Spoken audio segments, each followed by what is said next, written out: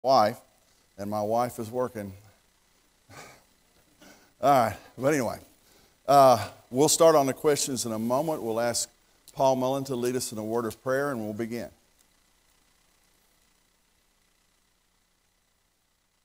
Father in heaven, we're very thankful for this another beautiful day that we can enjoy each other and enjoy worshiping you here at this place. We pray, Father, that we will give attention to what you has to say this morning, and also anytime the Scriptures is open before us, we pray, Father, that we will learn more of what you have us to do. We appreciate the blessings you pour out on us each and every day. Continue to bless us in Christ's name we pray. Amen. All right. We will start with question 1, and the references are given there. I don't believe we need to read them, but we can if you'd like to. It is this is from Ephesians 4:31. We'll be mainly concentrating on Ephesians chapter 4, 22 to 33. And this is in verse 31, the phrase one flesh. It also comes up in Genesis 22, Genesis 2, 22 through 24. And the question is, what does it mean to be of one flesh? And I'm going to throw that open. What does it mean to be of one flesh? I blue. One purpose. All right. I did not have that one done. I'm going to add that one. One purpose.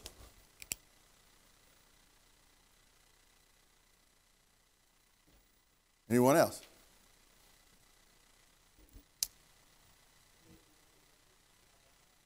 Joined together by God? Yeah. Joined together by God. Them being of one flesh as opposed to what?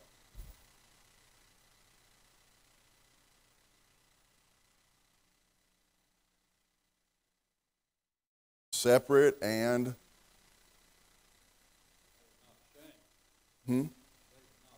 well, not ashamed, yes. But in the phrase, well, maybe we need to read it. Genesis chapter 2, would anybody like to read that? Genesis chapter 2, 22 through 24. You got it? Thank you.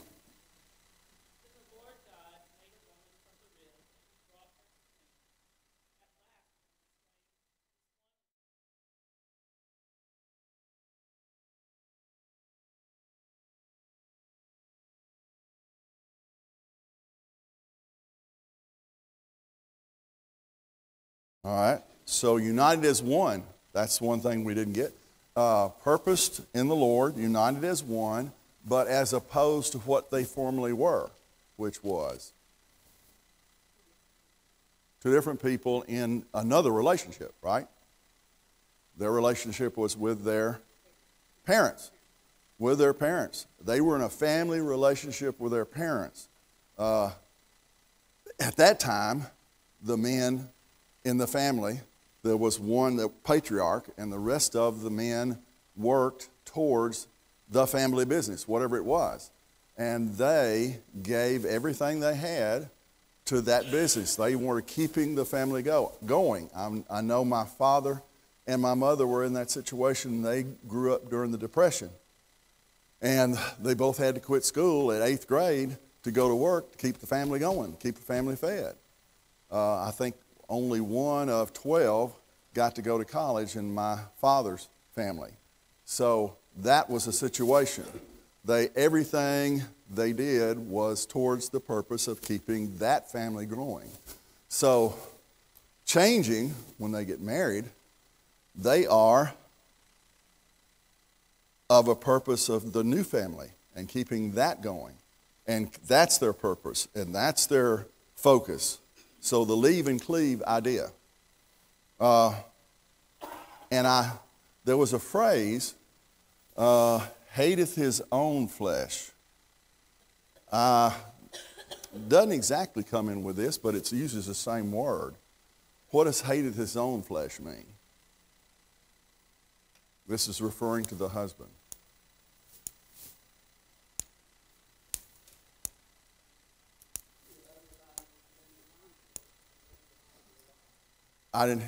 Sorry. Right. You love your body. You wouldn't do harm to it. So in this family relationship, you are treating your wife as your own flesh. And you wouldn't do anything to harm your own flesh. And you wouldn't not give your own flesh food. You wouldn't give your own flesh water. You wouldn't do any of that. You would supply that flesh with all that it needs.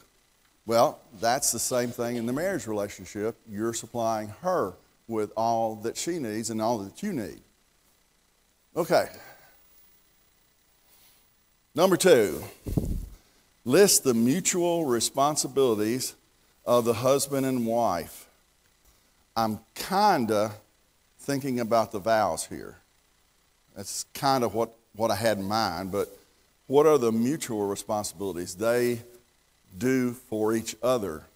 This is their common responsibilities, their common duties. Submit to each other. All right? It's not husband submit to the wife and wife submit, or wife submit to the husband. It was to each other. So what does the phrase submit mean? Frank.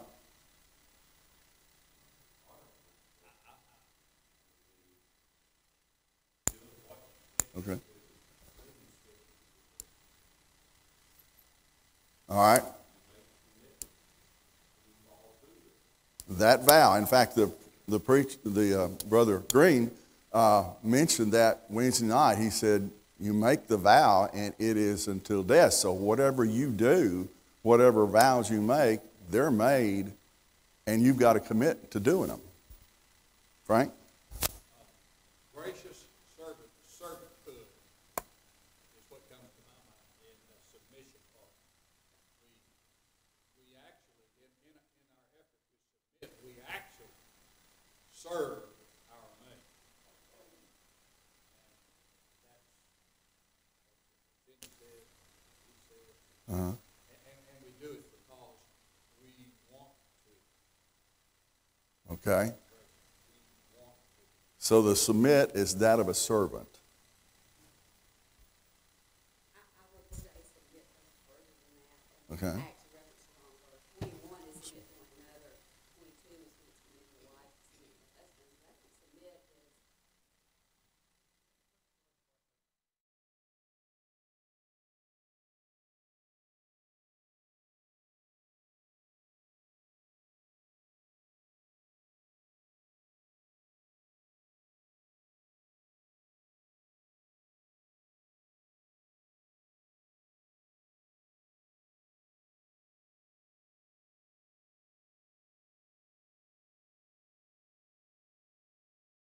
Right. It's the best for the family unit, which they've already committed themselves to being of one flesh.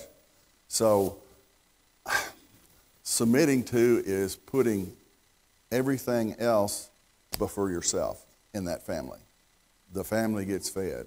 The family gets this. The family gets that. It gets their physical nourishment and spiritual nourishment, and you think of yourself last. And that's both, man and woman. What else? Think of the marriage vows. Until death do us part. What's in the marriage vows? In sickness and health. Poverty and wealth. Yeah, but you know, sometimes you beg your wife to go to the doctor, she won't go. Do you bring her to the church and withdraw from her? I know what my wife does. She makes me an appointment without my knowledge and says, oh, by the way, you're going today. I don't know. I don't know what you do in that situation if they don't want to go. We have too many husbands and wives that worship here at Millersville who live with hard-headed spouses. And I don't mind saying that. And I'll say it loud and long. I've got a preacher friend who is just pulling his hair. And he's a gospel preacher. But his wife will not go to the orthopedic and get her knees fixed. She's got some scary idea that she's going to die. And so she has to sit at home in a wheelchair while he goes out and preaches. Now tell me what's wrong with that picture. I don't know. I am in a similar situation. I know what you're talking about. Mine's my shoulders. So, yeah, you want to do it, but you don't want to do it. You know, you deal with the pain, or in her case, being in a wheelchair. Now, I don't know if I could deal with being in a wheelchair. I believe I'd have to get my knees done. But thankfully, my knees are not my problem. I believe.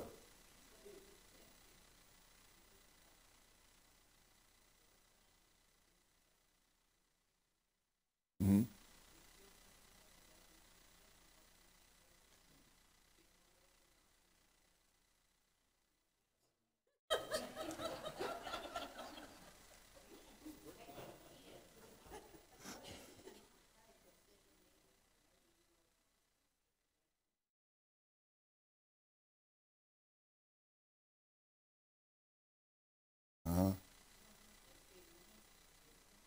Yeah. My wife works in an assisted living, and she works with 80-year-olds.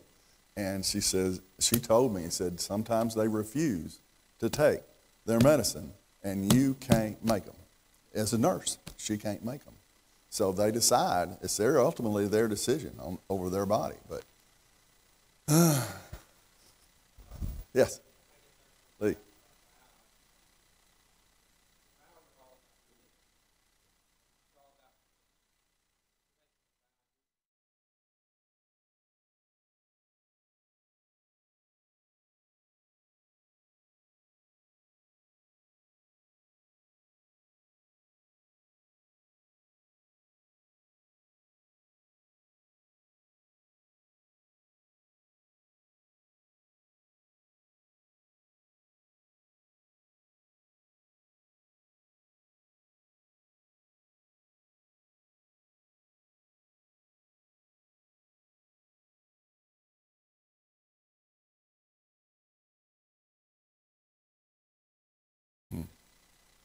So if you didn't hear that, commit it to each other, okay?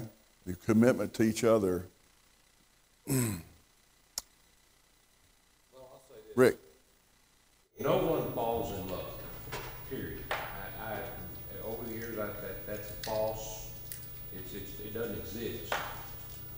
We're highly attracted to our mate for whatever reason it might be. And I've told all my children, and I firmly believe this, that over the years,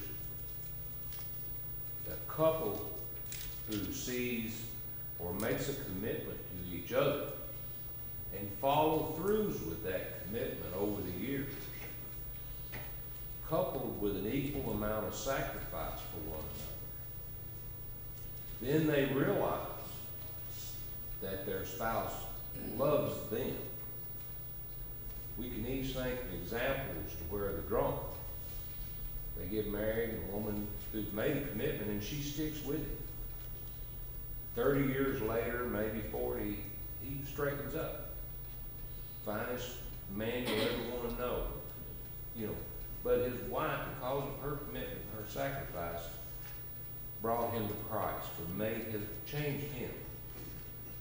How many times have we known people that they get married, and a short time later, the wife, for whatever reason, ends up in a wheelchair. But that man bathes her, brings her to church, or whatever, takes care of her the rest of her life. That's commitment and that's sacrifice. And the perfect example of that, and where we learn that, is from Christ. When Adam sinned, made the commitment to redeem man to the Father. And then he made the ultimate sacrifice. He followed through with his commitment by sacrificing on the cross. But this thing, falling in love, it doesn't exist.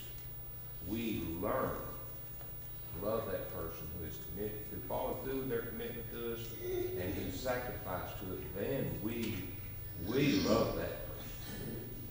We love them. And the problem is, and that falls through into society. You hire a person who wants a job. And they say, I'm committed, I'll come to work for you and I'll do the job. But they don't know what commitment is. And they're not a good employee, and you have to fire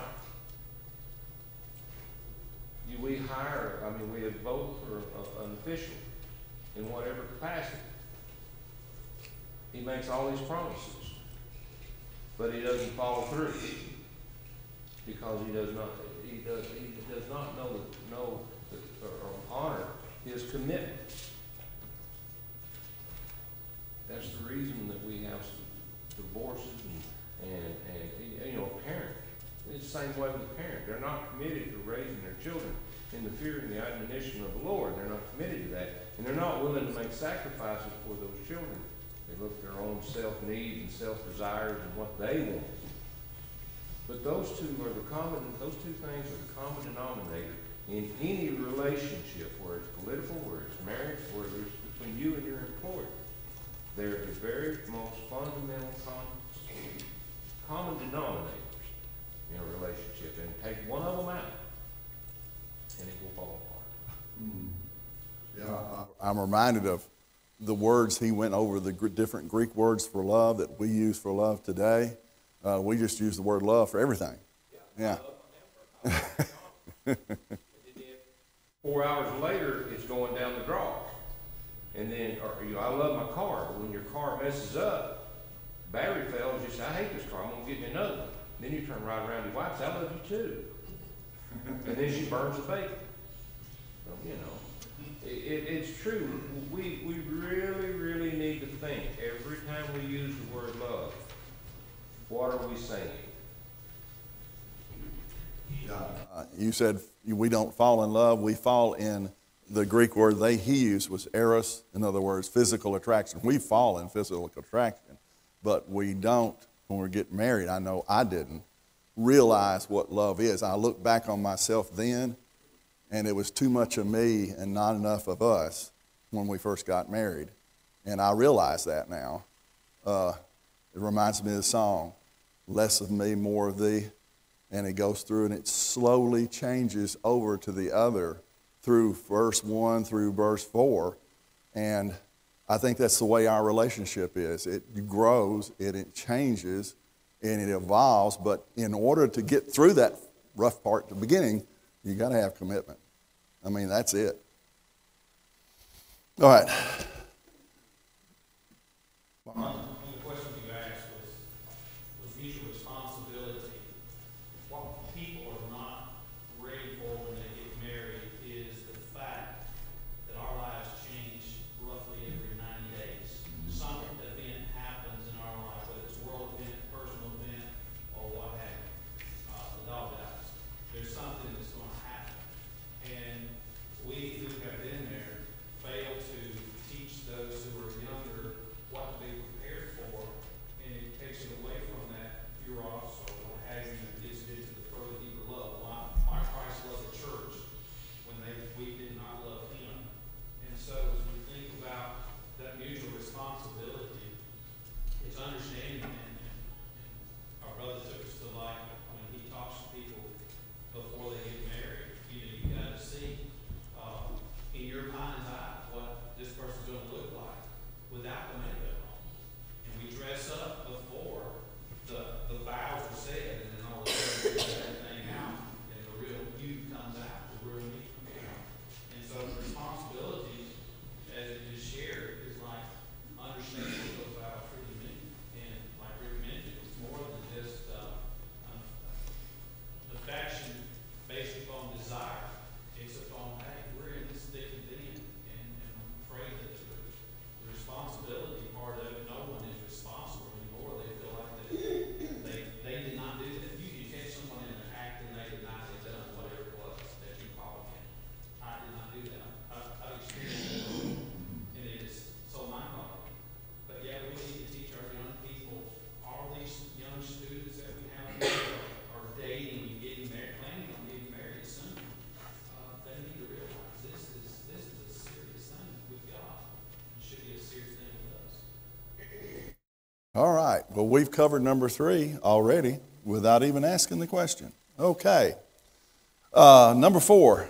What is the meaning of the word nourish? This is in verse 29 of Ephesians chapter 4. Nourish. Chapter 5, did I say 4? I'm sorry. 5. Yeah, is it written? Yeah, every one. It's supposed to be 5. 4 is the one where you have one body and one. Yeah, I got them mixed up. So the verses are chapter 5, 22 to 33. My fault. And what is nourish in 5:29? What does nourish mean? This is a responsibility, by the way, of the husband. Leon. Keep them alive, whatever it takes. Last week we was on a visit honeymoon, and when the young person found out, they'd be amazed that we stayed together that long. Everybody said, well, nobody stays together that long nowadays. So evidently they don't teach vows or commitment or nourishment anymore. Right. In fact, a lot of them some of them have given up on marriage totally, and they just live together. They don't make the vows because they know they can't keep them. I don't know whether that's better or worse, but anyway, yeah, you wonder sometimes. But nourish means to keep them alive, to give them subsistence, if that's the right word. What else is involved in nourish?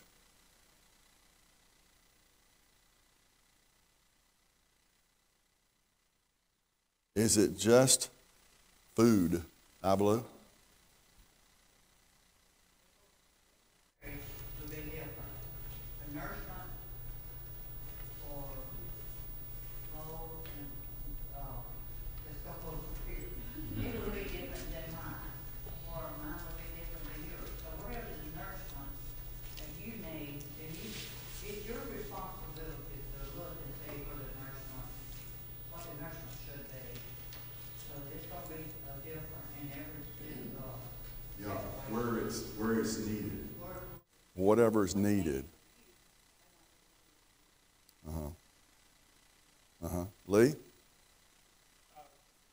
Kind of follow along with what she was saying. There's, sustenance, nourishment. Sometimes maybe what we want to be nourishment isn't really what we need. This afternoon, I think we're having a homemade caramel pie for dessert. And I could probably just have caramel pie and be quite happy without anything else at the time, but that wouldn't be what was best. There's things that are attractive, and not that there's something necessarily wrong with them, but sometimes we put too many. If all I'm interested in is dessert, I'm not going to do very well. In a marriage relationship, sometimes maybe we can get caught up in focusing on one or two things, which is nothing wrong with those things or those aspects of marriage, but if we neglect more important things, that's going to cause the marriage to suffer. Yeah. You got to consider what their needs are, and I wanted to make sure I got this one in, and that's my failing, and that is understanding and listening. A lot of times that's all they need. They need it bad, but I'm a fixer. So I try to fix things, and that's not what's desired. It's just listen to my problems and feel for me. Well, that's what I learned that lesson as well. My wife Joan would tell me things, well, what I got to do to fix that? And I don't want it fixed. I just want you to listen. I want you to empathize. I want you to just be there, to hear and to understand. Any relationships, in my mind, whether it's a marriage relationship, a work relationship, church relationships, 95%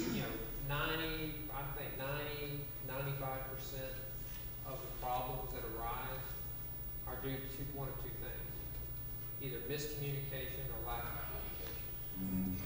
And when you don't, when either one of those things happen, things are going to suffer. If you've got good communication and you're not miscommunicating, things are very, very likely to go very well. Rick? I'm just going to add to what he said and something Mark said too about changing every 90 days. Just like with a child, when milk, solid food, and so forth, marriage relationship, it changes. Those needs change over the years, and men, in particularly, and I'm as guilty as everyone. We've got blinders. We walk a straight course, and we're fixers for a lot of things, but we have to stay in tune to what the needs are at the time. They change, and that goes against our grain. It does. We like the things to be meat and potatoes, straightforward. Give me a straight line. Give me a plow pull, I'll pull. Too often we don't see what's around us at the moment, enjoy what we've got.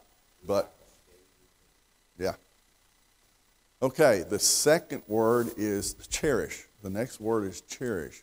How is cherish different from nourish? What does cherish mean, and how is it different from nourish? This is in the same verse, 5:29.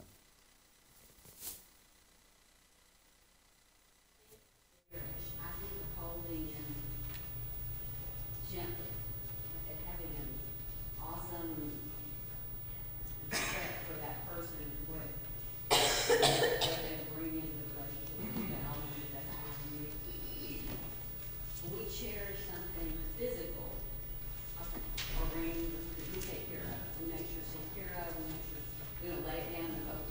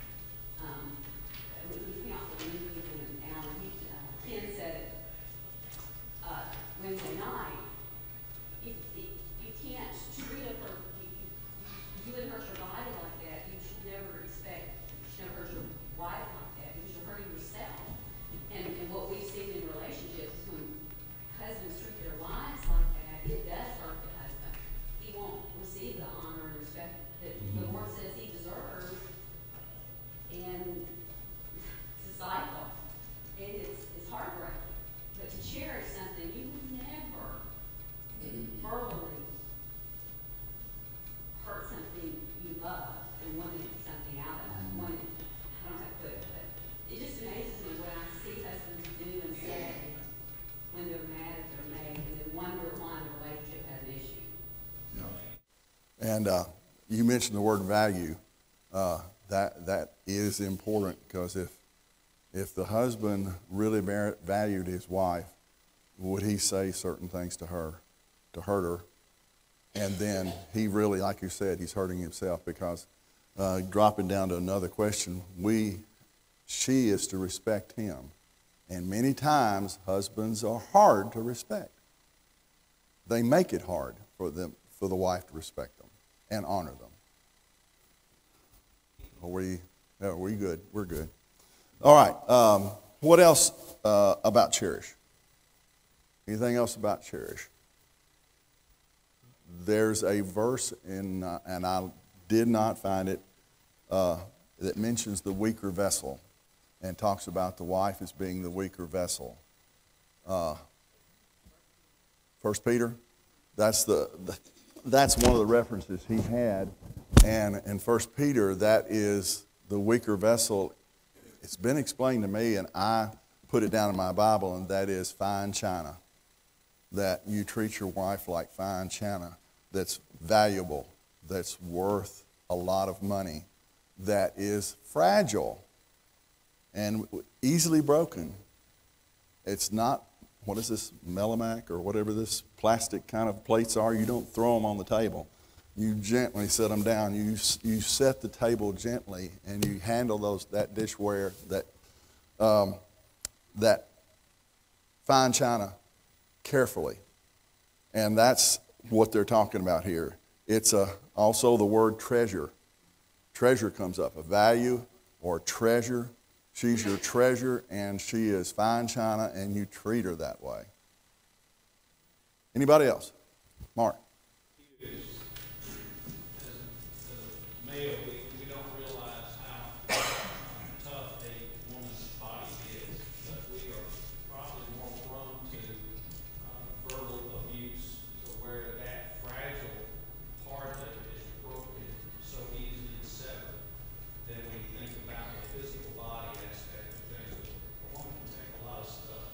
To me, it's so much tougher than I am. I mean, when it comes to pain.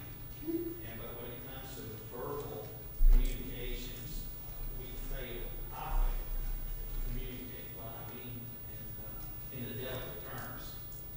And wasn't trained that way.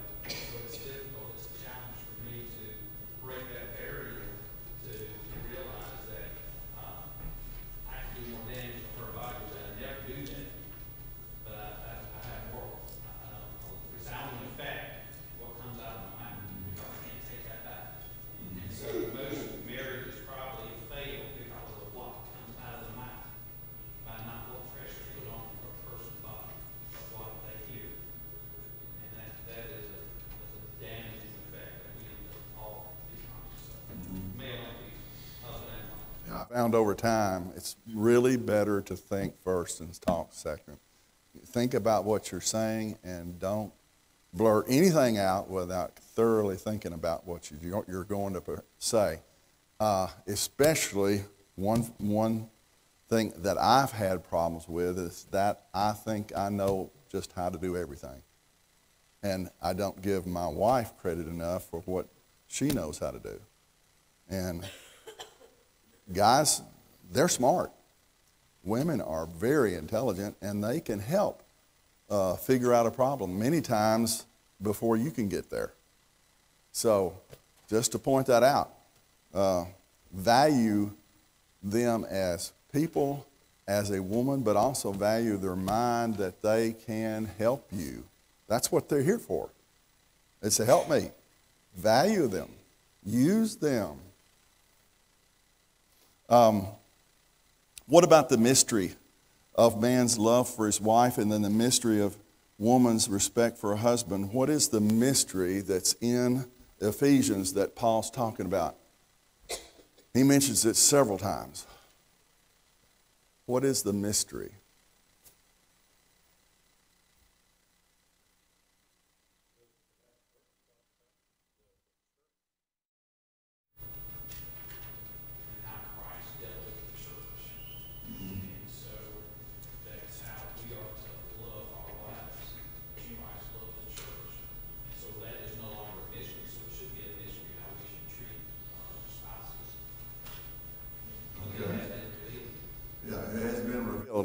the mystery is,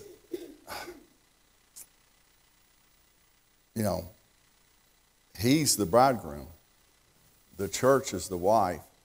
And the way he treats the church and what the church does towards him is a simile, metaphor, whatever. It's a comparison. And everything that Christ did for the church, a husband should do for his wife, vice and the other way around. The church does. So what did, I know everybody knows, but what did Christ do for the church? Died for it. Died for it. That's the big one, or at least we think the big one, but what else? What else did Christ do for the church? He gave up heaven. He gave up a ton of stuff to do this.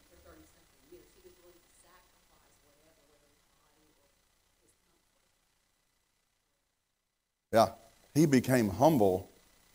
Husbands not often are humble. He became humble for her. I'm sorry? Supplied it with its needs. Supplied the church with its needs. It's not just that he died for. Yes, that's the big one. He was involved with the plan of salvation from the very beginning, but he planned for her needs, the church's needs. And that's what we've talked about several times about nourish and cherish. He plans for her needs. Anything else about the bridegroom, the Christ, and the husband? Was obedient to God. It was God's plan.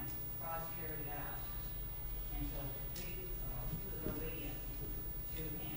And like the church is obedient to Christ. He's the head of the church.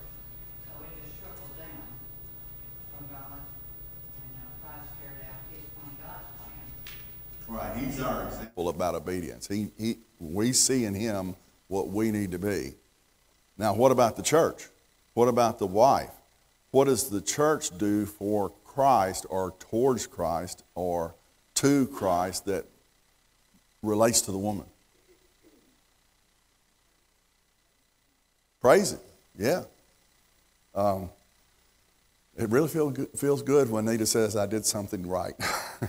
It really makes me feel good. What else? What else does the church do?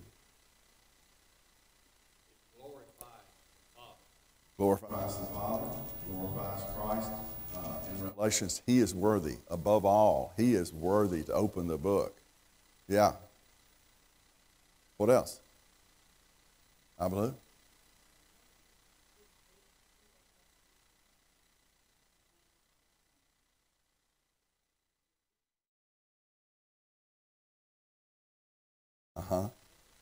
And many times the wife is the person who is behind the scenes doing all the work. Husband may get credit, but she's behind the scenes. She's doing all the work and not always given credit for it. I wanted to get to this last question before time ran out. Let's see. Verse 26 of chapter 5 in Ephesians doesn't seem to fit in this discussion. You read the 22 through 33, and when you hit 25, you say, wait a minute. This is a comparison between Christ and the church and husband and wife, and it's all about the husband treating the wife and all about the wife, how she treats the husband, that she respects him, she honors him. But what is 25 about? It doesn't seem to fit.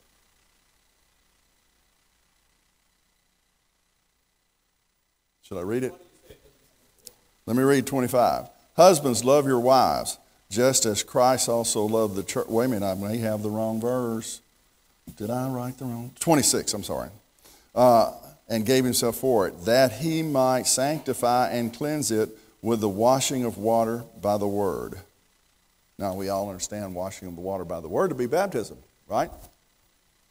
That's what he's referring to?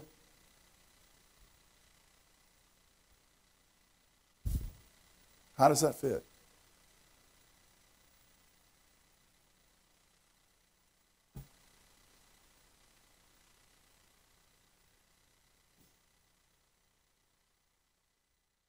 Right.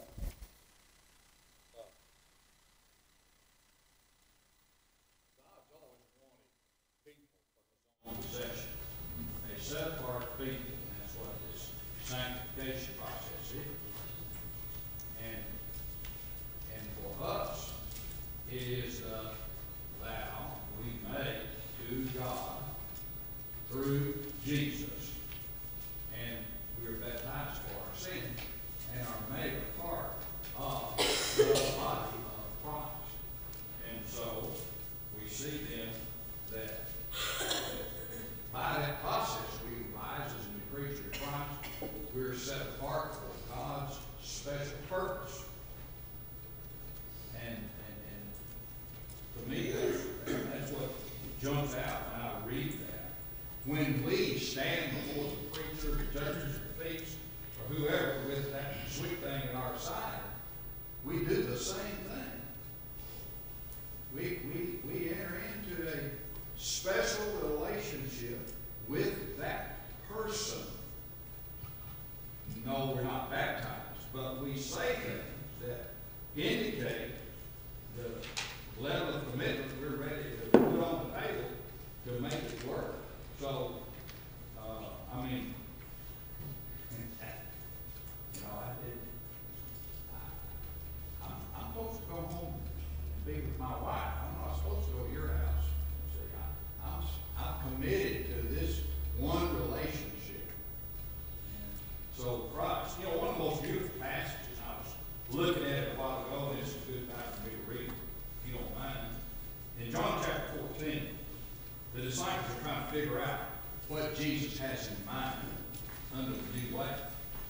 And in John chapter 14, verse 23, Jesus says, if anyone loves me, he will keep my word, and my Father will love him, and he will come to him and make our, listen to this, make our home with him. No plainer. We can't get any plainer than that. The home with him, John, many times in 1st and 2nd, 3rd John talks about abiding with him. It is a committed, loving relationship. And let's use another word for baptism, because baptism is a Greek word. Maybe some of us are not clear on the concept. Baptize is the word immerse. And I think that works really good with this analogy that we become immersed in our relationship with our wife. Mark. One thing about the people this time, they understood purification. They understood what it meant to be holy, to be right, even though they didn't practice that all to God's glory and specification, if you will. But I think it certainly fits well to make sure that as he's told us before, be holy, for I am holy, there has to be a cleansing and purification of that relationship, if you will, as it is the relationship with the church in Christ. There's a purification there, there's a cleansing, there's a washing and removal of any impurities, if you will. You can't have that adulterous relationship and be pure before God.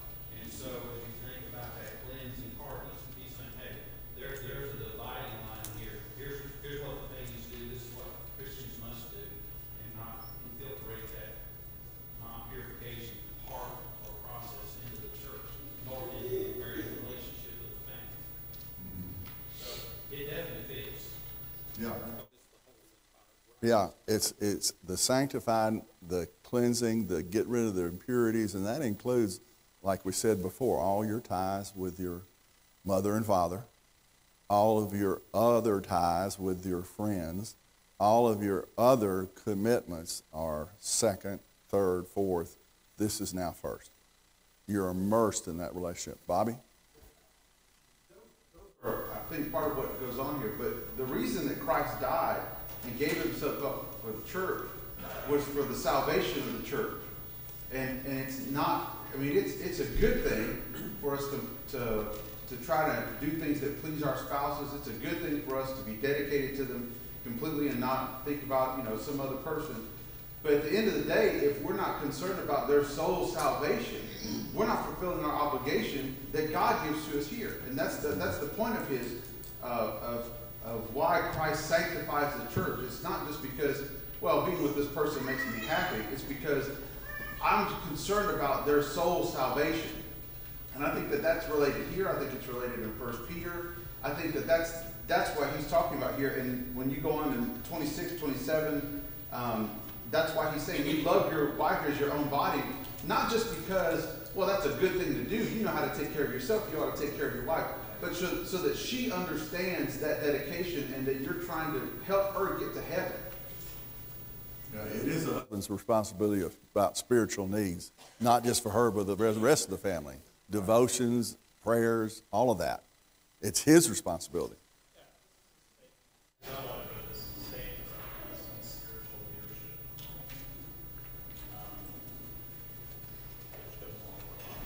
Yeah. It's the husband's job. Yeah.